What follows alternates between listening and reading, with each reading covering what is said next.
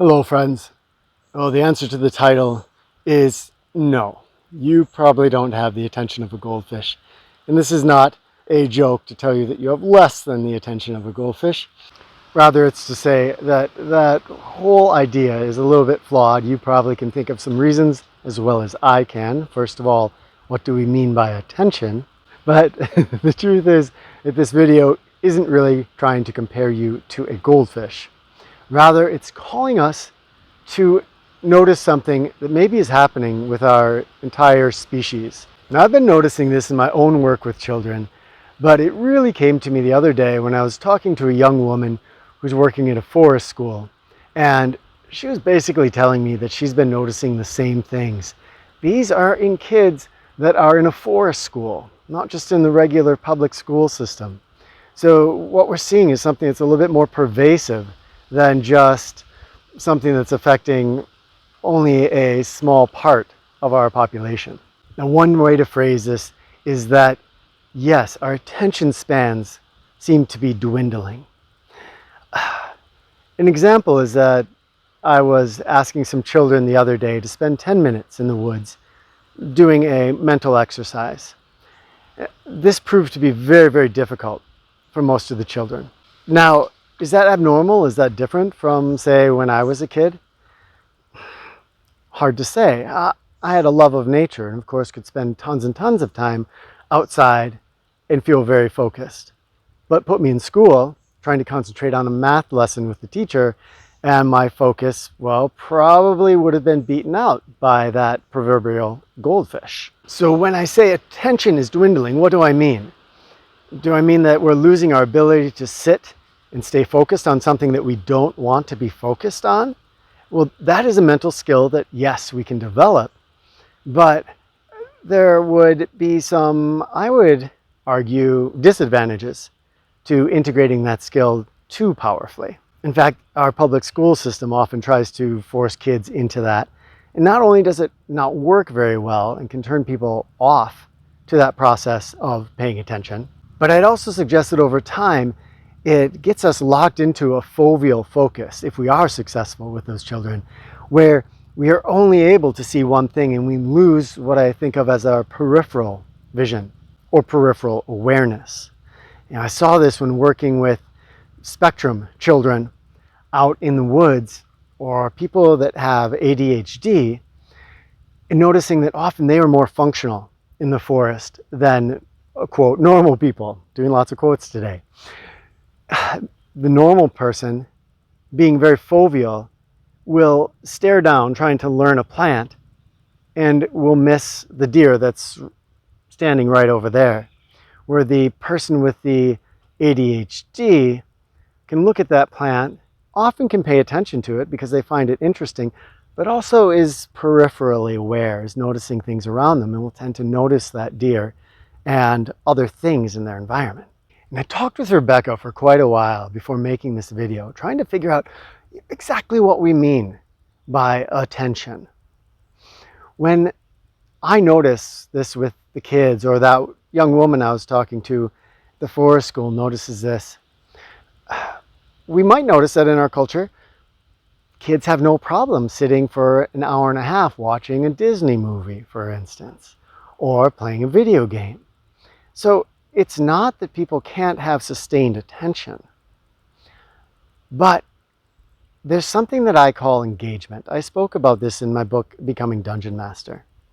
And this, I think, is what I'm really talking about when I talk about attention, is engagement. Now, what is engagement?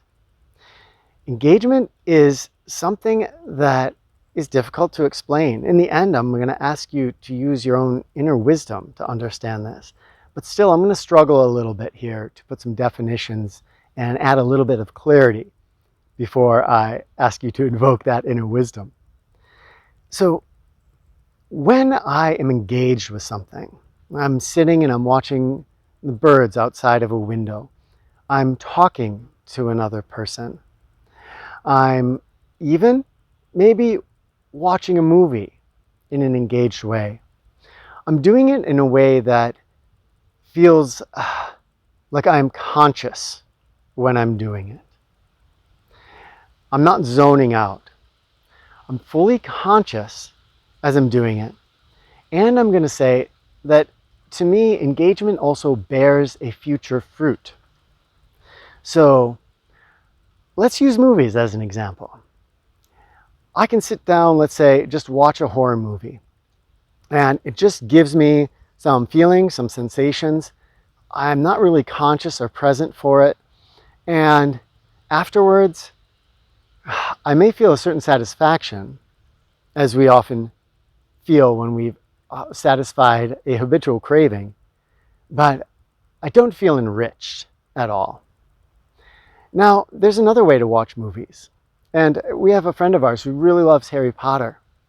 And she was telling us the other day about she got some friends together and they were watching Harry Potter movies, but they made Harry Potter food.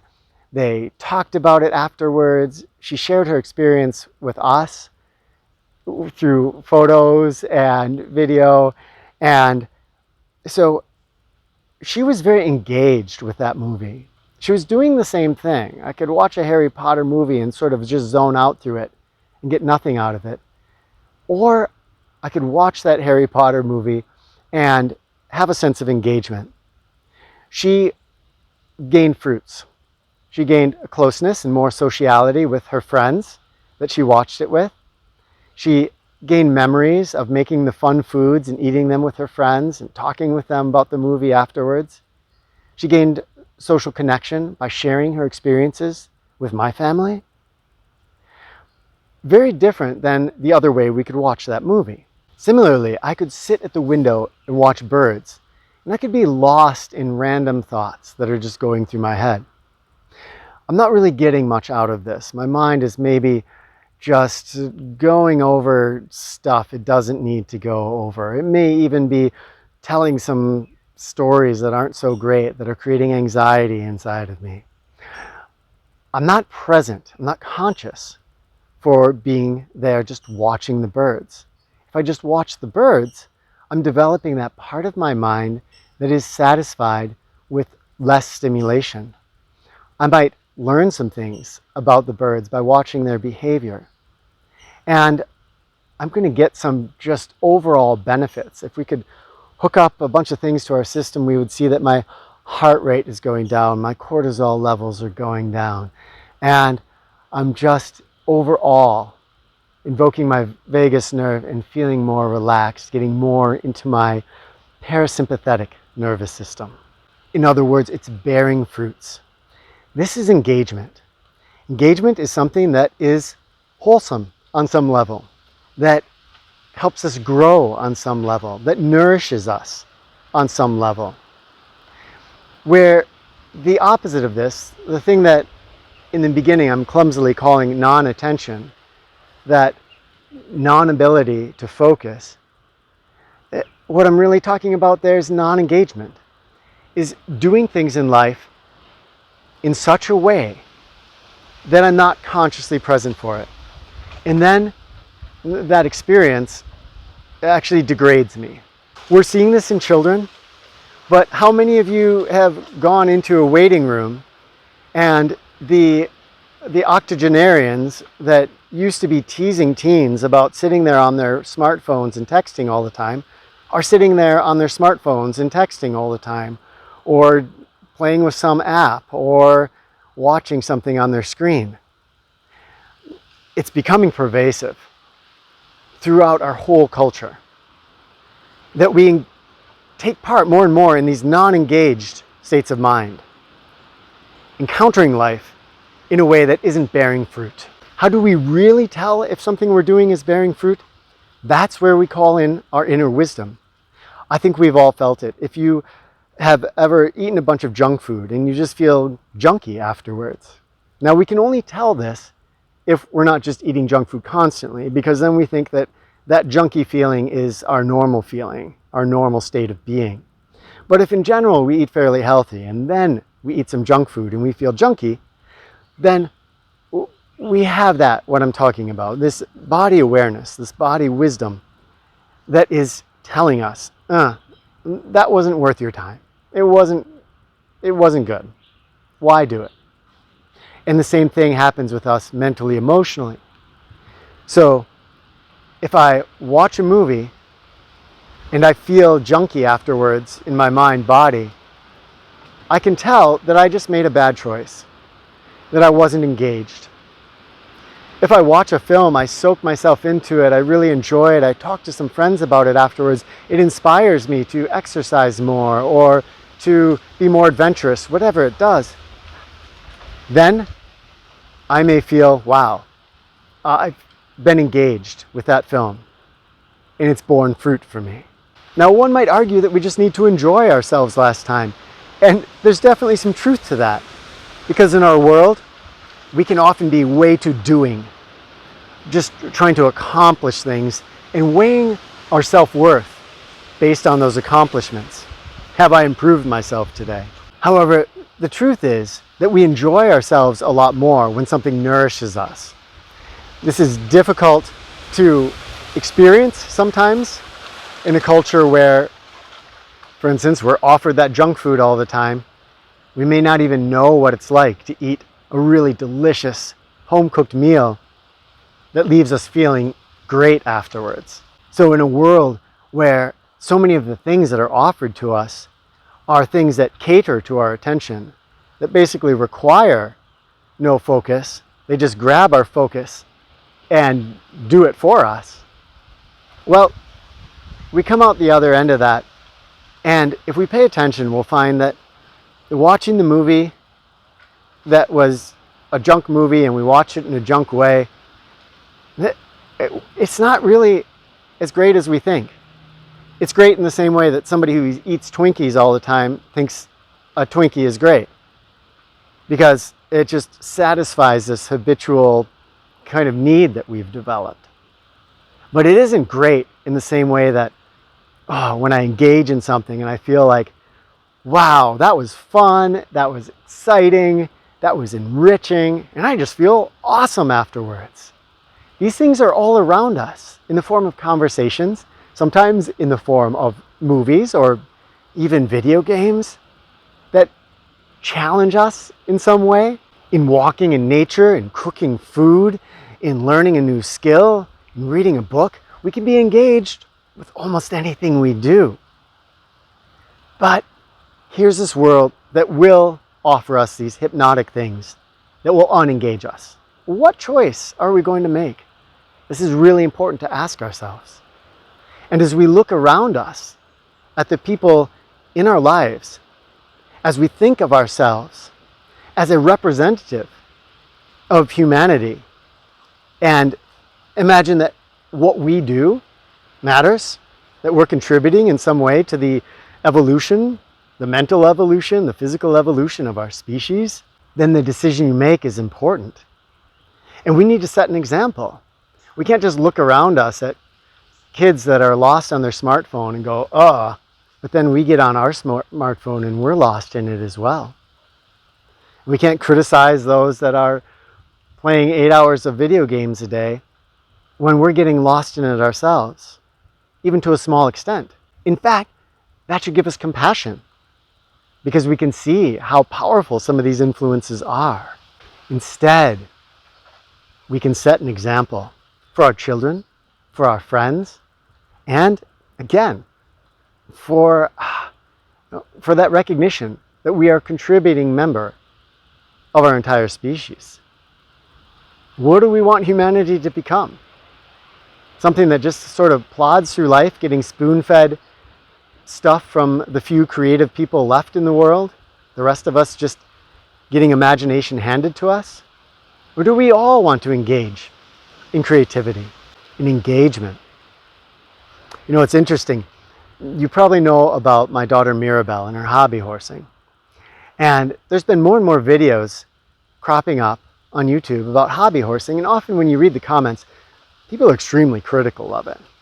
What are these teenagers doing, going around doing stuff that only kids should be doing? Now, of course, many of these are the same people that are sitting down on couches, moving their thumbs around, having an experience with somebody else's imagination, right? That's what I do with a video game. That's what I do with a movie. That's what I do when I sit down to watch the news. I'm just sitting down and passively engaging with somebody else's imagination. Yes, all those things can be used in an engaged way, but often we don't. The hobby horsing, interestingly enough, is engaging these people's imaginations and also engaging their bodies. They're not just moving their thumbs. I'm in pretty good shape, but when I try to get out and do some of the stuff that Mirabelle and Liliana do, whoa, wipes me out. Very, very impressive athleticism. Why do we criticize that? What we're seeing is that our culture is normalizing a disengagement. And we see something that's engagement and we start to tease it or criticize it because it looks so alien to us. The play that kids are engaged in, wow, if more of us adults could do more of that kind of playing. I get to see it here. Most of the kids are homeschooled and they spend almost all of their time outside, barely ever on screens. Right now, a bunch of kids out and they're having a whole imagination world that they are exploring in the woods right over there. If I look at that and I take that as my inspiration and my example, wow, then how am I going to live?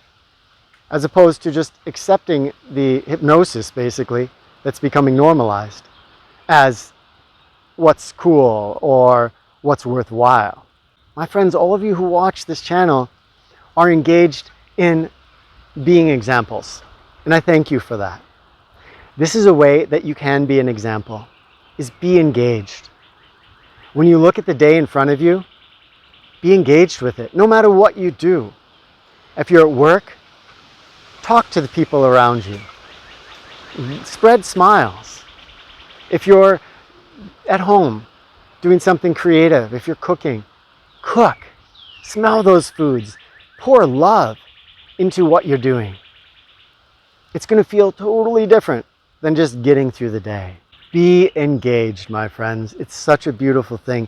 It changes your life and it changes the lives of everyone around you because they'll witness it and eventually it starts to bleed out and affect the people around you in positive ways.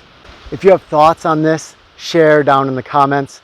Of course, we'd love to talk with you down there and hear anything you have to say. So much love to all of you. Thank you for joining me today, and we'll talk with you in the comments.